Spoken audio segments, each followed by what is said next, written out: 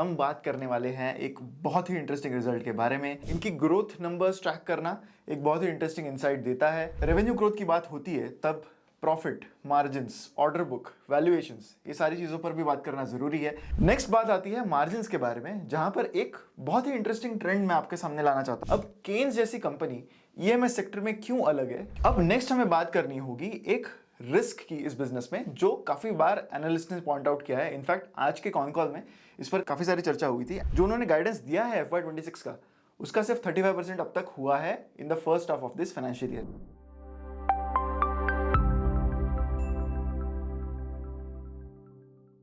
Hello friends, welcome to Yagya investment academy. बहुत बहुत स्वागत है आपका इस वीडियो में, जहां पर हम बात करने वाले हैं एक बहुत ही इंटरेस्टिंग रिजल्ट के बारे में।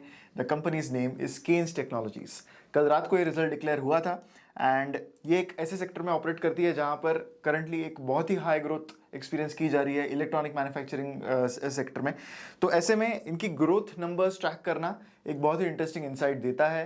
इन्वेस्टर्स में एंड जो भी मार्केट ट्रैक करते हैं उन सब में एक बहुत एक्साइटमेंट होती है ऐसी कंपनीज में, क्योंकि आपको ग्रोथ का नंबर काफी ज्यादा नजर आता है। लेकिन जब रेवेन्यू ग्रोथ की बात होती है तब profit, margins, order book, valuations, ये सारी चीजों पर भी बात करना जरूरी है एंड वो सारी बातें होंगी इस वीडियो में, राइट। तो चलिए हम सबसे पहले समझते हैं रिजल्ट को एंड ओवरऑल मैनेजमेंट का क्या कहना है। जब उन्होंने आज कॉन कॉल रखा था तब क्या ओवरऑल उनका आउटलुक था, क्या गाइडेंस दे रहे हैं वो, ये सारी चीज़ों की बात इस वीडियो में होगी। आज ऑब्वियसली मार्केट्स बंद थे, तो रिएक्शन इस रिजल्ट पर कल मार्केट में हमें देखने को मिलेगा। तो सबसे पहले हम बात करते हैं कंपनी की रेवेन्यू ग्रोथ के ट्रेंड के बारे में।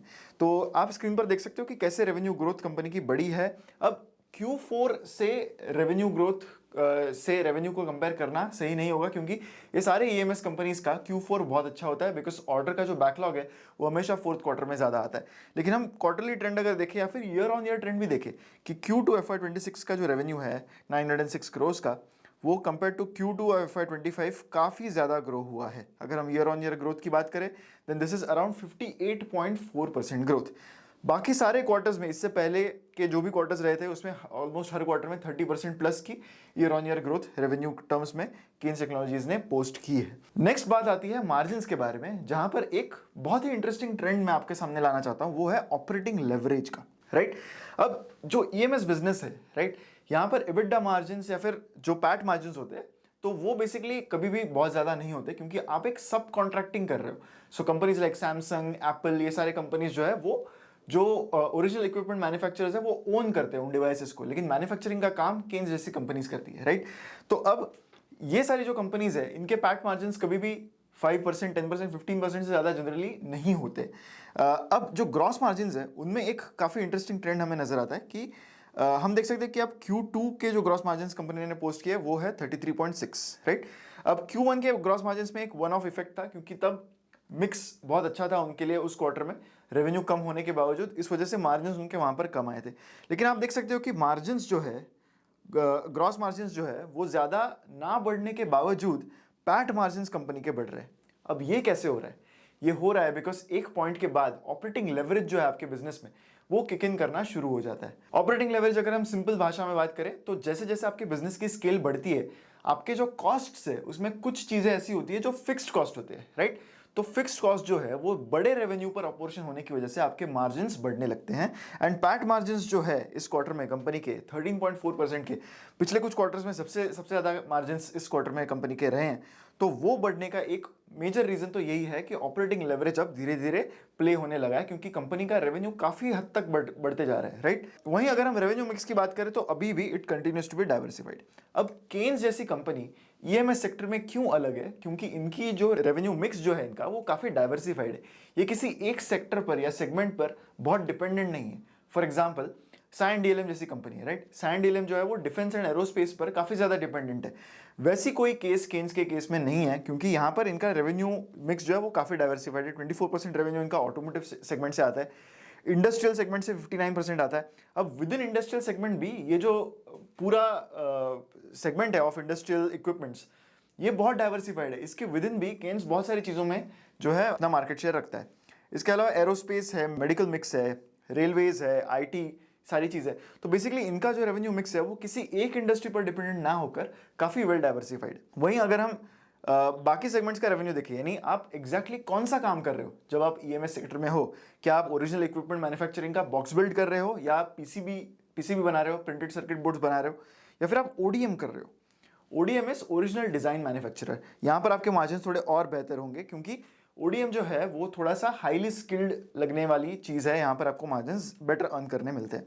तो compare to H1 of FY25 जहां पर ओडीएम रेवेन्यू सिर्फ 1% था, अब वो रेवेन्यू H1 FY26 में 30% है। ये भी एक रीजन है कि मार्जिन कंपनी के काफी अच्छे से बढ़े हैं। अब केन्स जैसी कंपनी के केस में ऑर्डर बुक का एनालिसिस करना भी उतना ही इंपॉर्टेंट है। अब हम ऑर्डर बुक अगर हम देखें तो कंटिन्यूसली हर क्वार्टर में हम देख सकते हैं कि एक अच्छा इंक्रीजिंग ट्रेंड यहां पर हमें देखने मिलता है।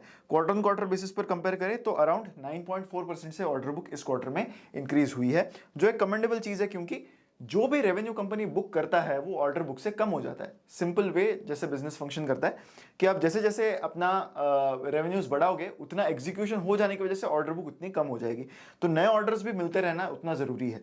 तो 9% का ऑर्डर बुक ग्रोथ इस क्वार्टर में मिला है, एंड हर क्वार्टर में आप देख सकते हो कि समवेयर बिटवीन 7 to 12-13% से उनकी ऑर्डर बुक हर क्वार्टर में इंक्रीज हुई है, which is a sign of a good trend. अब एक और बड़ी चीज यहां पर यह है कि इस ऑर्डर बुक में 8,000 करोड़ की ऑर्डर बुक में OSAT, outsource semiconductor assembly and testing, जिसमें कंपनी अब सेमीकंडक्टर के प्लांट्स बनाने वाली है, in fact they are already in process and काफी सारे ऑर्डर्स भी कंपनी को ऑलरेडी मिल चुके हैं। इसके अलावा एक उनका पीसीबी का प्रोजेक्ट है, प्रिंटेड सर्किट बोर्ड का एक बड़ा प्लांट सेटअप करने वाले, वो तो इस 8,000 में है ही नहीं।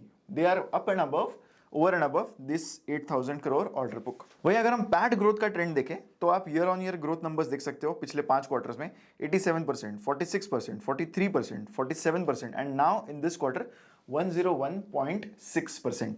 So PAT growth is also very commendable for the company, and यहां से इनका ग्रोथ इंजन पावर हो रहा है। बाकी सारी चीजें पैट ग्रोथ क्यों हमें ज्यादा नजर आ रही है, उसके भी रीजन हमने पहले ही बात कर ली। ऑपरेटिंग लेवरेज प्ले इन हो रहा है, राइट, मार्जिन बढ़ रहे हैं, तो सीधा सीधा उसका असर पैट के नंबर्स पर होता हुआ नजर आ रहा है। अब नेक्स्ट हमें बात करनी होगी एक रिस्क की इस बिजनेस में, जो काफी बार एनालिस्ट ने पॉइंट आउट किया है। इनफैक्ट आज के कॉन कॉल में इस पर काफी सारी चर्चा हुई थी, and that is about the concerns around working capital. Business का स्ट्रक्चर आप समझिए, केन्स जैसी कंपनी ये काम करती है अदर B2B बिजनेसेस के साथ, जहां पर आपको क्रेडिट पीरियड देना पड़ता है, आपके पास इन्वेंट्री भी बहुत ज्यादा है, तो बेसिकली आपका वर्किंग कैपिटल जो है ये काफी अटका हुआ होता है बहुत सारी चीजों में। वर्किंग कैपिटल इज कि आपको बिजनेस चलाने के लिए जो भी डे टू डे चीजें इन्वेस्टमेंट्स करनी पड़ती है, जैसे अभी इलेक्ट्रॉनिक कंपोनेंट्स बनाने के लिए आपको जो रॉ मटेरियल चाहिए वो पैसा आपको ऑलरेडी भरना पड़ता है, राइट। तो वो इन्वेंट्री आपके बुक्स पर होगी, आपने जो सेल कर दिया है वो तुरंत तो कस्टमर आपको पे नहीं करेगा, 30 day, 60 day, 90 day credit period होता है, तब तक आपका पैसा अटका हुआ रहता है। तो इसमें अटका हुआ पैसा ये एक बड़ा कंसर्न ये इंडस्ट्री में है, और इसी वजह से cash flow from operating activities या फिर ऑपरेटिंग कैश फ्लो जिसे हम कहते हैं, वो इन कंपनीज का हमेशा से एक कंसर्न रहा है कि प्रॉफिट तो बहुत अच्छा है लेकिन कैश फ्लोज ही नहीं आ रहे। वो नहीं आ रहे मेनली बिकॉज आपका बिजनेस हर साल स्केल में इतना ज्यादा बढ़ रहा है कि जो भी पार्ट होगा of the sale that is done in the preceding quarter वो काफी बड़ा होता है, इस वजह से आपका वर्किंग कैपिटल थोड़ा सा स्ट्रेच नजर आता है। तो net working capital days H1 के एंड में 116 डेज रहे फॉर द कंपनी, जबकि ये 108 डेज थे in the last half year end of the previous financial year. तो इस पर कंपनी ने कहा है कि उनके जो रिसीवेबल्स है, बिजनेस रिसीवेबल्स, वो 600 करोड़ से बढ़ गए हैं इस क्वार्टर में, लेकिन कुछ लीगेसी रिसीवेबल्स यानी कुछ कुछ पैसे जो एक्चुअली ड्यू नहीं हुए हैं, तो कुछ कॉन्ट्रैक्ट ऐसे होते हैं जहां पर कुछ पैसा आपको ड्यू नहीं हुआ होता है, तो वो कंपनी ने एक अलग वे से निकाले हैं अपने बुक से। तो उन्होंने क्या किया है, उन्होंने जो इनके कस्टमर्स हैं उनको बताया कि हम कुछ डिस्काउंट आपको ऑफर करेंगे अगर आप अपफ्रंट पेमेंट तुरंत दे दोगे।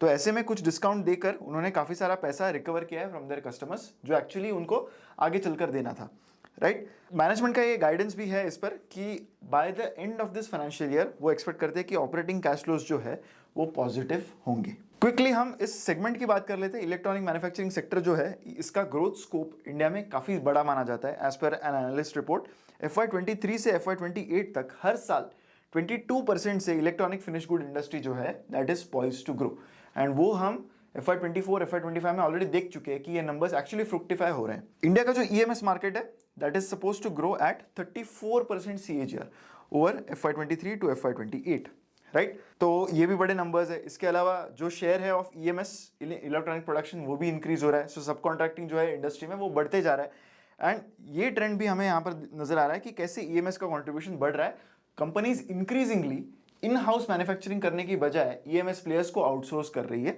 एंड ये ट्रेंड हमें आगे भी और इंप्रूव होता हुआ नजर आ रहा है। Import of finished electronic goods जो है इंडिया का, वो एक्सपेक्टेड है कि ये कम होते जाएगा। तो ये केन जैसी कंपनी के लिए काफी एक अच्छी खबर है, राइट? क्योंकि कंपनी इंडिया में प्रोड्यूस करती है, अगर इंडिया का इंपोर्ट कम होता है तो केन जैसी कंपनीज का जो सेल है वो और भी बढ़ेगा। अब बात आती है गाइडेंस पर, क्योंकि गाइडेंस इतना इंपॉर्टेंट चीज है इस इंडस्ट्री में, क्योंकि अगर आप देखें कंपनी का valuation, the reason why a company like Keynes trades at such a high valuation is the very strong guidance that the management has already given.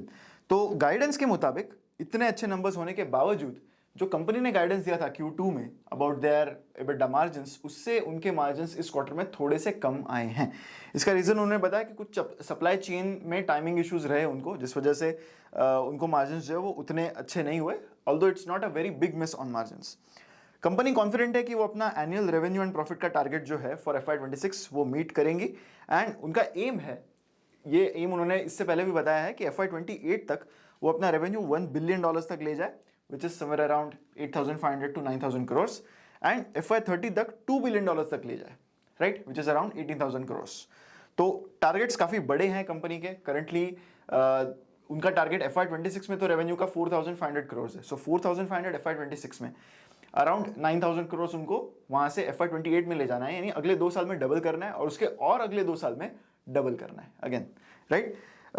तो गाइडेंस है उनका 4,500 करोड़ ऑफ रेवेन्यू FY26। अब तक FY26 में हाफ ईयर में उन्होंने around 1,500 to 1,600 crore का revenue किया है। तो बेसिकली जो उन्होंने गाइडेंस दिया है FY26 का, उसका सिर्फ 35% अब तक हुआ है in the first half of this financial year. लेकिन हमेशा ये इंडस्ट्री सेकंड हाफ हैवी होती है।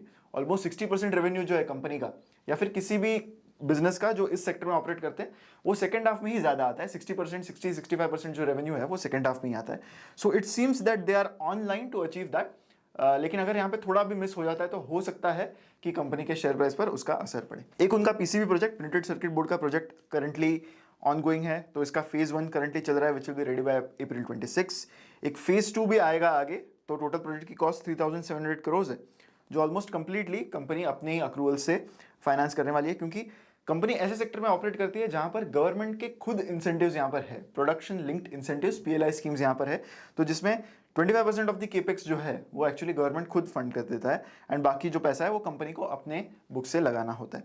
सो लॉन्ग टर्म मार्जिन्स जो है पीसीबी बिजनेस में वो एक्सपेक्टेड है कि जो उनके करंट बिजनेस के मार्जिन्स है उसी के लाइंस में होंगे, इनफैक्ट उससे भी बेहतर होंगे। तो ओवरऑल बिजनेस के सारे डायनामिक्स कुछ इस तरह करंटली पॉइज्ड है। अगर हम वैल्यूएशंस की बात करें, करंटली केन्स के वैल्यूएशंस अराउंड 118-120 के पी रेशियो पर है।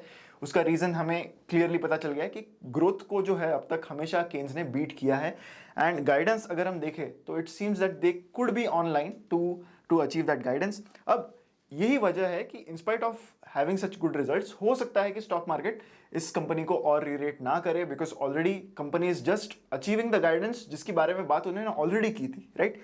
But as long term investors हमें यही ध्यान रखना है कि मैनेजमेंट कितनी फोकस्ड है अपने बिजनेस पर, उनके गाइडेंस कैसे हैं, वो कैसे अचीव कर रहे हैं, उनके कैसे आउटलुक है अबाउट द फ्यूचर, वो क्या रीजंस दे रहे हैं, अगर कोई गाइडेंस अचीव नहीं हो रहा है तो क्या उनके रीजंस हैं। तो ये सारी चीज़ों पर हमारी नज़र होनी चाहिए। अगर केन्स आपकी पोर्टफोलियो में है तो obviously it is more suited for investors जो एक high growth perspective, growth approach रखने वाले इन्वेस्टर्स हैं, उनके लिए ज़्यादा सूटेड है, बिकॉज ये कंपनी हमेशा से एक हायर वैल्यूएशन पर ट्रेड करती हुई दिखी है हमें, एंड उस वजह से यहाँ पर मार्जिन ऑफ सेफ्टी बहुत कम है। अगर कंपनी किसी भी चीज़ में थोड़ी बहुत गलत हो जाती है तो हो सकता है कि उसका कंपनी के स्टॉक प्राइस पर असर बहुत गहरा पड़े। हैविंग सेड दैट, कंपनी का अब तक अगर हम ट्रैक रिकॉर्ड देखें तो उन्होंने हमेशा अपने गाइडेंसेस को अचीव किया है। In fact they have only done better than their guidance, and इसी वजह से कंपनी के स्टॉक में जो शेयर होल्डर्स रहे हैं since a longer period of time, they have been rewarded with good wealth creation. So this was our analysis for Kaynes technologies. अगर आपको ये वीडियो अच्छा लगा है तो लाइक जरूर कीजिएगा इस वीडियो को, एंड शेयर करें विद मैक्सिमम पीपल। ऐसी वीडियोस के लिए हमारे चैनल पर बने रहें, एंड जी हाँ, हमारी वेबसाइट investorjn.in पर करंटली काफ़ी अच्छे ऑफर्स चल रहे हैं। अगर आप MP50 ये कूपन कोड यूज़ करते हो तो आपको 50% का डिस्काउंट मिलेगा on all our research products like Stockometer, Fundometer and model portfolios. तो मैं आशा करता हूँ कि आप जरूर हमारी वेबसाइट चेकआउट करोगे। मिलते हैं अगले वीडियो में। Thank you so much.